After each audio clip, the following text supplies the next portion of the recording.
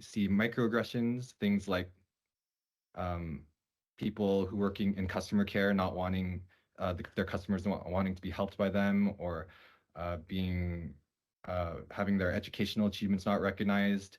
Noticing that in their organizations there are people of color but they're all at the bottom and there's none at the top. Ang mga karanasan na ito, mga halimbawa daw ng racism na nararanasan ng ilang Pilipino sa Alberta.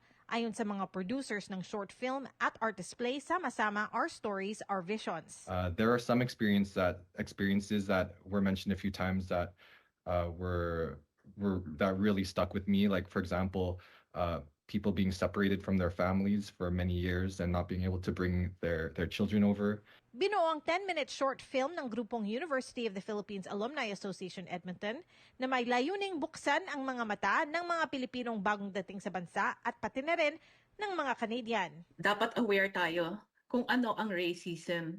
Hindi lang siya yung overt na merong nagsalita ng masama sa atin, kung hindi, nasa sistema siya, nasa policies ng mga eskwela, mga trabaho.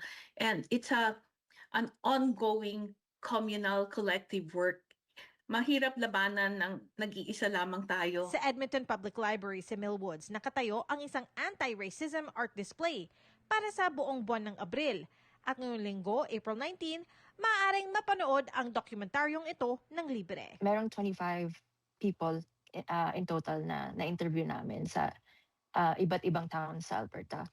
I think it's about 10 to 14 yung total nung pinanggalingan nila kung saan sila nandito sa Alberta. So meron tayong taga Trochu, meron taga Lethbridge, Spruce Grove, Sherwood Park, Red Deer. Sa pagsama-sama ng komunidad, sana raw magkaroon ng solusyon para labanan ng racism sa Canada.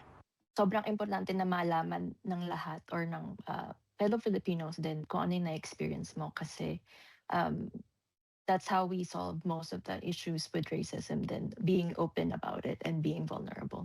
Teresa Barrera, Omni News, Vancouver.